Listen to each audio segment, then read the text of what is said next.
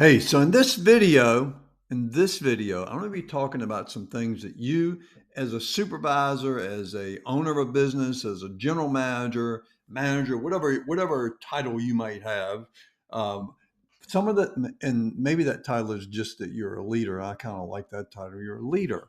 But these are some things that you should be guarding, and these are not complicated. But look, before I give you these 10 bullet points, these 10 items that you should be guarding, do me a favor, hit the like button, leave a comment at the bottom. If you haven't already subscribed to my channel, this would be a great time to do that, okay?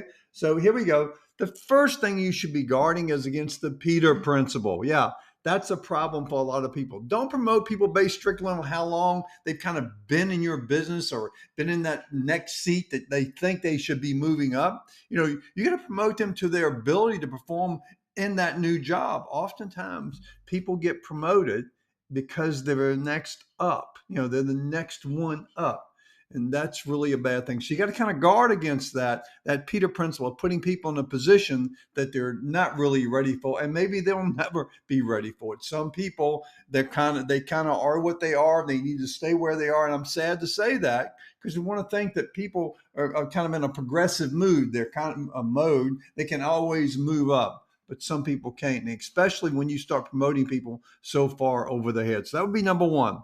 Number two, you've got to guard the processes. So if you're a leader, you're a general manager, you're an owner, one of your major jobs is to guard the processes. Many, many years ago, I was consulting with a big Lexus dealer down in Margate, Florida.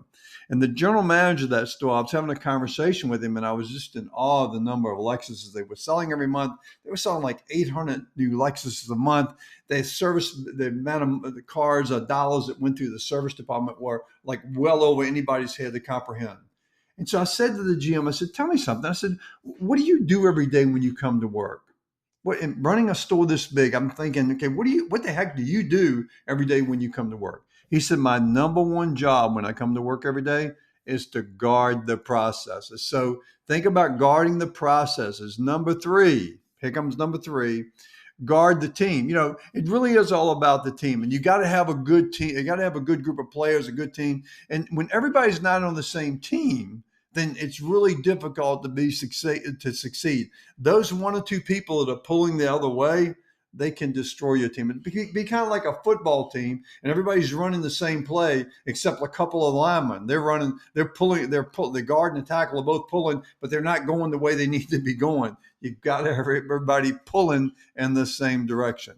Number four, guard your customers, protect your customers. You build your business, you set the bar high for the team to do the same thing about how you want your customers handled. Well, the team is watching you and emulating you. So how you treat your customers, you as a leader, how you respond to customers when they get to you, it's gonna go down through the trenches with the rest of your teammates. So you have to guard the customers, and you have to set the tone about how we're going to handle those customers.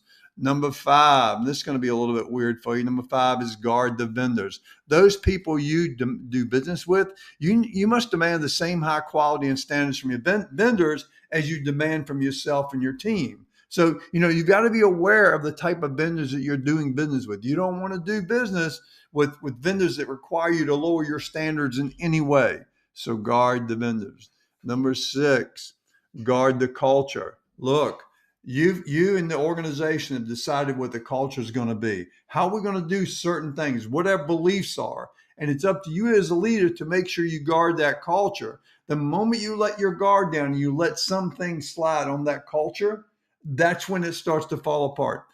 It could be something as simple as you've decided part of our culture is we're going to be warm and friendly to every customer and every one of our teammates. And one of the rules is you're kind of running that Ritz-Carlton concept. Within 10 foot of a person, we try to make eye contact. Within 5 foot, we try to speak to them, right?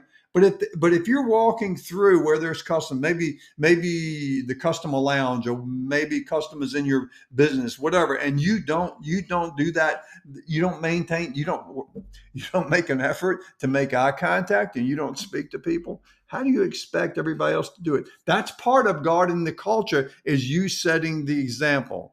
Number seven, guard against legacy thinking. Boy, that's a danger for a lot of businesses today. Just because you've always done it a certain way doesn't mean we need to keep doing it that way. That's a real problem for a lot of people and a lot of businesses. Number 8, guard against making the same mistakes on and on and on. Like, it's okay to make mistakes. It's not okay to keep making the same mistakes. It's okay sometimes to make the same mistake twice, but my goodness, you can't just keep letting that happen. So if you got someone working underneath you, they keep making the same stupid mistakes over and over again, at some point you may have to make a tough decision.